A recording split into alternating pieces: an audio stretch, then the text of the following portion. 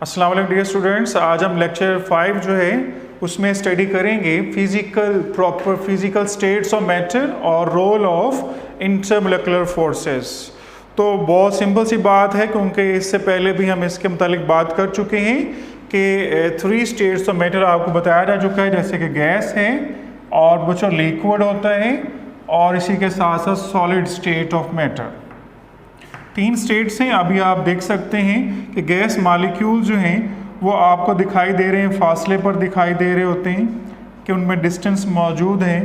लेकिन अगर आप देखें लिक्विड्स के मॉलिक्यूल्स को तो बच्चों लिक्विड्स के मॉलिक्यूल जो हैं वो मौजूद हैं, जो कि रैंडमली भी होते हैं बस समटाइम्स,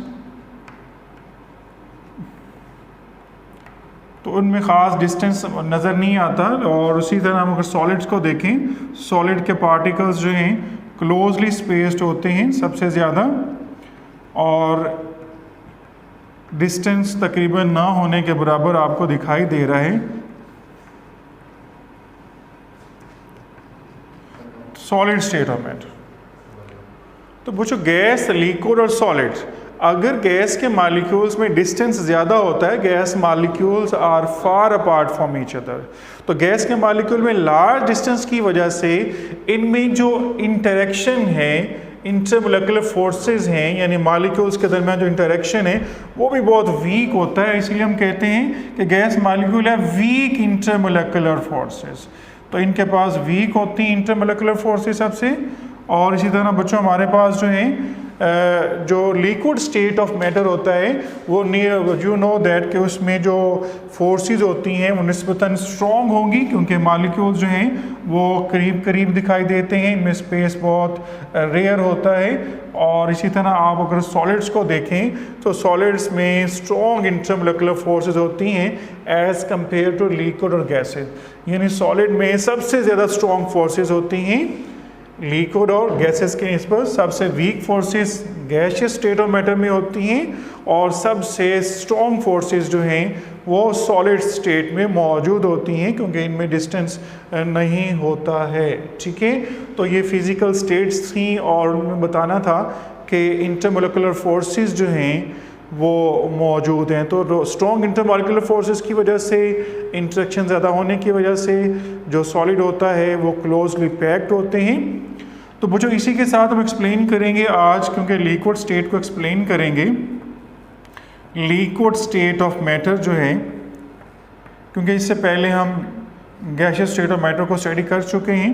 तो लिक्विड स्टेट क्या होते हैं, इसके बारे में आप क्या कह सकते हैं। तो liquid is a state of matter which has definite volume but has no definite shape, यानी कि लिक्विड जो हैं उनका जो वॉल्यूम है वो फिक्स होता है। जैसे हम कहते हैं 1 लीटर 2 लीटर, तो डिफरेंट वे हैं उसको मेजर करने के, हम उसको इस्तेमाल करते हैं, लेकिन शेप उसकी जो है वो फिक्स नहीं होती। तो इसीलिए हम कहते हैं कि liquids have definite volume but have no definite shape.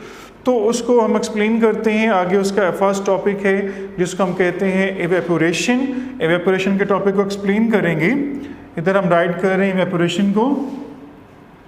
सबसे पहले जो एवेपोरेशन है, यानी किसी भी लिक्विड का वेपर्स में चेंज होना, गैस में चेंज होना जो है, उसको हम क्या बोलते हैं, एवेपोरेशन बोलते हैं। तो बच्चों लिक्विड स्टेट का गैस स्टेट में चेंज हो जाना, द कन्वर्जन of changing या the process of changing a liquid into gas phase is called evaporation। तो लिक्विड का जो है गैस फेज में चेंज होना, उसको हम क्या कहते हैं, इवेपोरेशन का नाम देते हैं। जैसे कि आप देख सकते हैं कि लिक्विड को हम चेंज कर रहे हैं गैस फेज में, तो इसको हम नाम दे रहे हैं इवेपोरेशन का। और अगर बच्चों ये गैस फेज का रिवर्स देखा जाए तो गैस क्योंकि लिक्विड में दोबारा कंडेंस हो सकती है, तो इसीलिए हम इसको कहते हैं कंडेंसेशन। कि इवेपोरेशन का जो रिवर्स होगा उसको हम क्या बोलते हैं, कंडेंसेशन। तो ऐसा प्रोसेस जिसमें लिक्विड जो है वो गैस में चेंज हो जाए उसका हम क्या नाम देंगे, इवेपोरेशन का नाम देते हैं। और दोबारा गैस जो है वो लिक्विड में चेंज हो जाए तो हम उसको इवेपोरेशन का नाम देते हैं। बच्चों यू नो दैट लिक्विड को गैस में तब्दील होने के लिए हीट रिक्वायर्ड होती है। अगर आप उसको हीट प्रोवाइड करेंगे तो वो गैसियस स्टेट में चेंज होगा। इसीलिए हम कहते हैं कि इवेपोरेशन जो है वो एक एंडोथर्मिक प्रोसेस होता है। Evaporation is an endothermic process. Endo mean absorb होना और थर्म्स मीन कहते हैं हीट, यानी हीट का एब्जॉर्ब होना जो है वो शामिल है इसमें, एब्जॉर्ब होना। और थर्म्स का मतलब क्या होता है, हीट, मतलब कि हीट का एब्जॉर्ब होना, हीट का जज़ब होना। जब भी किसी भी लिक्विड को हीट देंगे तो वो किस में चेंज होगा, गैस में चेंज होगा। इसको कहते हैं एंडोथर्मिक प्रोसेस। एग्जाम्पल के तौर पर अगर आपके पास 1 मोल ऑफ लिक्विड वाटर हो, यानी 1 मोल लिक्विड वाटर हो और उसको आप चेंज करना चाहते हैं वेपर्स में यानी गैस में चेंज करना चाहते हैं, तो उसमें आपको तकरीबन जो अमाउंट ऑफ हीट रिक्वायर्ड होगी 40.7 जो है वो आपको हीट चाहिए ताकि आप उसको कन्वर्ट कर सकें किलो जॉल पर मोल गैस में। अब बच्चों इसमें मैंने आपके सामने इधर भी H2O लिख दिया है, इधर भी H2O लिख दिया है। बज़ाहिर तो हमें कोई डिफरेंस नज़र नहीं आ रहा, लेकिन अगर हम उसकी फिजिकल स्टेट मेंशन कर देंगे, यहाँ पे स्मॉल सा छोटा सा L डाल दें तो ये लिक्विड में पड़ा जाएगा। अगर आप इस H2O के साथ आप छोटा सा G डाल दें तो ये गैस में पड़ा जाएगा। अब डिफरेंस क्लियर हो जाएगा कि वाटर जिसको हम लिक्विड स्टेट में राइट करते हैं उसके साथ L लिखना होता है, और जो भाप, स्टीम है, वेपर्स हैं, उनके साथ G लिखेंगे तो ही हम डिफ्रेंशिएट कर सकते हैं। तो इसलिए ये फिजिकल स्टेट का भी लिखना अशद ज़रूरी होता है। तो आपने देखा कि 1 मोल लिक्विड वाटर को 1 मोल गैस स्टेट में कन्वर्ट करने के लिए जो आपको हीट चाहिए वो कितनी है, 40.7 किलो जॉल पर मोल। तो बच्चों इसके बाद हम बात करेंगे इसकी एक्सप्लेनेशन के हवाले से। सबसे पहले आपने इवेपोरेशन को राइट करना है, इवेपोरेशन के बाद बताना है कंडेंसेशन क्या होता है, फिर बताएंगे कि एंडोथर्मिक प्रोसेस क्या होता है। उसके बाद हम इसको मज़ीद एक्सप्लेन कर रहे हैं। एक्सप्लेनेशन का हेडिंग राइट कर सकते हैं, एक्सप्लेनेशन। बच्चों आप लोग जानते हैं कि लिक्विड्स के मॉलिक्यूल्स जो हैं वो कंटिन्यूस मोशन में रहते हैं। Liquid molecule are always in a continuous state of motion, कि वो लगातार हरकत करते रहते हैं, मूव करते रहते हैं। मॉलिक्यूल्स जो हैं कंटेनर के अंदर, सपोज ये हमारे पास मौजूद हैं, तो मॉलिक्यूल डिफरेंट जो हैं वो मूव कर रहे हैं। बज़ाहिर हमें यहाँ मूव करते हुए दिखाई तो नहीं दे रहे, बहरहाल मॉलिक्यूल्स जो हैं लिक्विड के वो मूव करते रहते हैं। तो हम क्या कहते हैं, liquid molecules are always in a constant continuous motion. तो बच्चों जो मॉलिक्यूल्स हैं सबके पास एनर्जी जो है वो एक जैसी नहीं होती। All the molecules of liquids do not have same amount of energy. तमाम मॉलिक्यूल्स के पास एनर्जी जो है एक जैसी नहीं होती, do not have same amount of energy. तो क्या राइट करेंगे, do not have same amount of energy.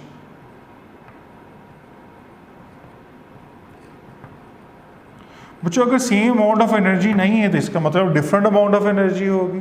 तो कहते हैं कि जो मेजॉरिटी ऑफ द मॉलिक्यूल्स हैं उनके पास जो एनर्जी है वो एवरेज काइनेटिक एनर्जी होती है, जबकि some of the molecule have more than average kinetic energy. जी सम मॉलिक्यूल्स, कुछ मॉलिक्यूल ऐसे हैं जिनके पास जो है more than average kinetic energy होती है, मोर देन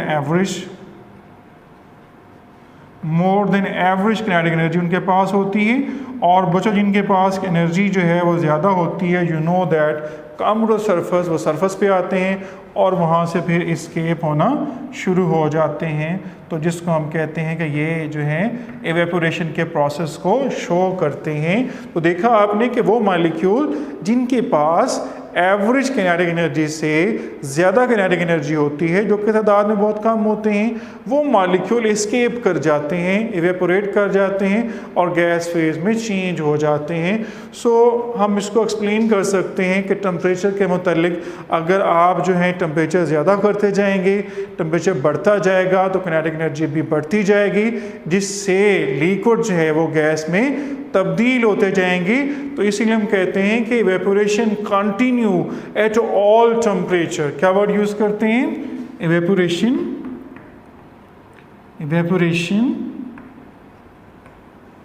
कंटिन्यू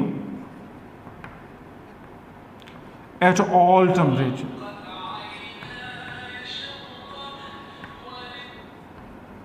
तो बच्चों evaporation continue at all temperature, मतलब हर किस्म टेम्परेचर चाहे लो हो या टेम्परेचर ज़्यादा हो, तो अगर टेम्परेचर ज़्यादा होगा तो रेट ऑफ इवेपोरेशन जो है वो ज़्यादा हो जाएगा। अगर रेट ऑफ इवेपोरेशन कम करना चाहते हैं तो टेम्परेचर आप कम कर सकते हैं। तो इसीलिए evaporation continue at all temperature.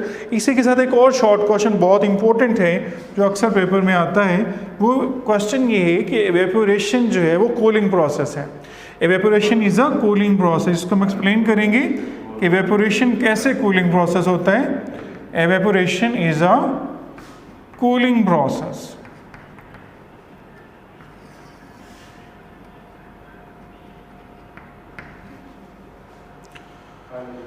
Ji, evaporation is a cooling process. इसीलिए कूलिंग प्रोसेस कहते हैं कि we feel cooling under the fan after bathing. नहाने के बाद पानी के ड्रॉपलेट्स जो हमारी स्किन के ऊपर मौजूद होते हैं, तो जब वो फ़ैन चलता है तो उससे वो हीट जो बॉडी से एब्जॉर्ब करके वाटर के मालिक्यूल इवेपोरेट हो जाते हैं और हमें कूलिंग का एहसास हो रहा होता है, क्योंकि वो हाई एनर्जी मालिक्यूल एस्केप कर रहे होते हैं और पीछे लो एनर्जी मालिक्यूल रह जाते हैं, जो जिसकी वजह से हमें कूलिंग का एहसास होता है। तो यहाँ पे हम आपको कैसे एक्सप्लेन करेंगे कि इवेपोरेशन जो है वो कूलिंग प्रोसेस है।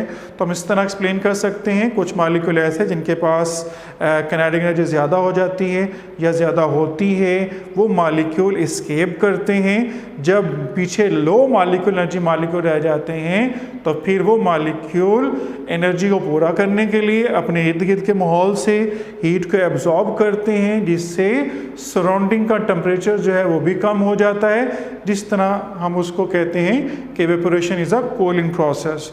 इसको हम एक्सप्लेन करेंगे, डिफाइन कर सकते हैं कि the molecules having more kinetic energy will be evaporated from the surface of liquids, so the energy of remaining molecule falls down, so these molecule absorb energy from the surrounding, and the temperature of surrounding falls down, so we feel cooling. Like an example, if you put a drop of alcohol on your palm, अगर आप अपनी हथेली पर जो है alcohol के चंद drops डालें तो जो अल्कोहल के मालिक्यूल्स हैं लिक्विड स्टेट में वो इवेपोरेट हो जाएंगे, क्योंकि वो आपकी पाम से जो है नीचे से जो है हीट एब्जॉर्ब कर रहे हैं, और जब वो हीट को एब्जॉर्ब कर लेते हैं और वो गैस में चेंज हो जाते हैं, इवेपोरेट हो जाते हैं, तो वो एरिया जहाँ पे वो अल्कोहल मौजूद होता है तो वह हमें कूलिंग फील होती है। तो इस तरह हम कहते हैं कि evaporation is a cooling process. तो आज हमने इवेपोरेशन को स्टडी किया है। इंशाल्लाह नेक्स्ट लेक्चर में इसके फैक्टर्स जो हैं वो एक्सप्लेन किए जाएंगे। अल्लाह हाफ़िज़।